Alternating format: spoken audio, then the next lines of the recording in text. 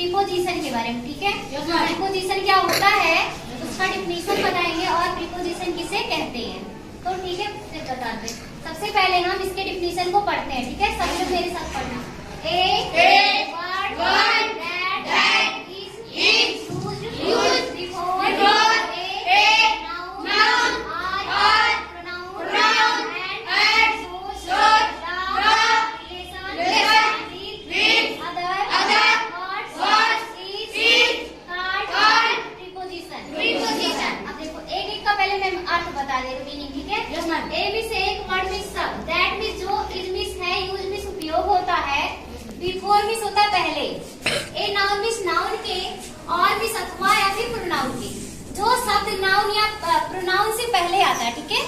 जो शब्द क्या होता है नाउन या प्रोनाउन से पहले आता है, एंड मीन्स और, सोज मीन्स होता है दर्शाता है, द रिलेशन मीन्स होता है संबंध, विद मीन्स होता है साथ, अदर मीन्स होता है अन्य, वर्ड्स मीन्स होता है शब्दों, इट मीन्स है, कॉल्ड मीन्स प्रीपोजिशन। अब एक साथ पूरे का अर्थ बता रहे हैं। मतलब ऐसा शब्द जो नाउन या प्रोनाउन से पहले आकर किसी अन्य वर्ड से क्या करता है, संबंध दर्शाता है। मतलब नाउन या प्रोनाउन से पहले आता है तो उस नाउन या प्रोनाउन का संबंध किसी अन्य वर्ड से दर्शाता है, किसी अन्य शब्द के बीच में क्या बनाता है, एक संबंध बनाता है, ठीक है। जो नाउन या प्रोनाउन से पहले आता है एक वर्ड, और क्या करते हैं जो दूसरे नाउन या प्रोनाउन या फिर कोई भी वर्ड होता है उन दोनों के बीच में जो संबंध बनाता है वही हमारा क्या कहलाता है, प्रीपोजिशन, ठीक है। एक एग्जांपल मैं यहाँ पे दे रही हूँ, आप लोग देखिएगा। यहाँ पे है द बुक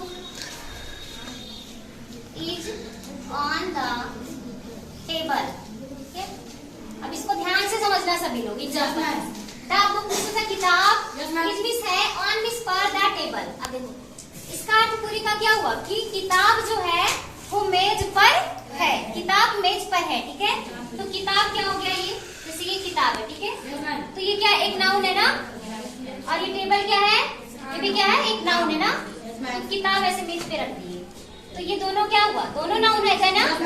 लेकिन ये पर बीच में कौन जोड़ रहा है, जैसे किताब मेज पर है तो किताब और मेज को कौन जोड़ रहा है, पर जोड़ रहा है ना। किताब किस पर है, मेज पर, तो दोनों के बीच में संबंध कौन बना रहा है, पर।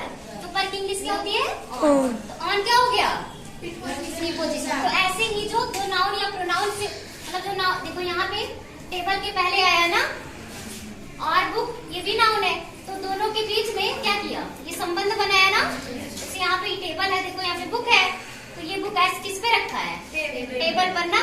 तो टेबल हो गया और बुक दोनों नाउन हो गया, किस पे रखा, पर आ गया। फिर ये क्या हो गया, प्रीपोजिशन। और एक एग्जांपल दे रहे थे, जैसे है I was at home, I means मैं, वॉज मीन्स था, एट मीन्स पर होता है या फिर को, होम मीन्स घर, मैं घर पर था। तो आई क्या है, मैंने बोला नाउन या प्रोनाउन ना, आई क्या है, प्रोनाउन, चाहे नाउन होगा चाहे प्रोनाउन, दोनों के बीच में संबंध बनाता है, ठीक है। तो आई क्या है, प्रोनाउन, वाज मीन्स था, एट मीन्स पर या को, होम मीन्स घर। तो मैं घर पर था, मैं भी क्या हो गया, एक प्रोनाउन हो गया, और घर भी क्या हो गया, एक नाउन। तो मेरे और घर के बीच में कौन संबंध बनाया, पर। तो ये क्या हो गया, ये क्या हो गया, प्रीपोजिशन हो गया ना। ये समझ में आया। फिर से एक बार डिफिनेशन को रिवाइज कर देती हूँ मैं डिफिनेशन का। क्या होता है, नाउन या प्रोनाउन से पहले आकर किसी अन्य शब्दों के बीच में एक संबंध बनाता है, एक संबंध, एक रिलेशन प्रकट करता है, उसे हम प्रीपोजिशन कहते हैं। ये समझ में आया। क्या होगा कि मतलब जो नाउन या प्रोनाउन से पहले जो शब्द आएंगे वो किसी अन्य नाउन या प्रोनाउन से या फिर अन्य शब्द से दोनों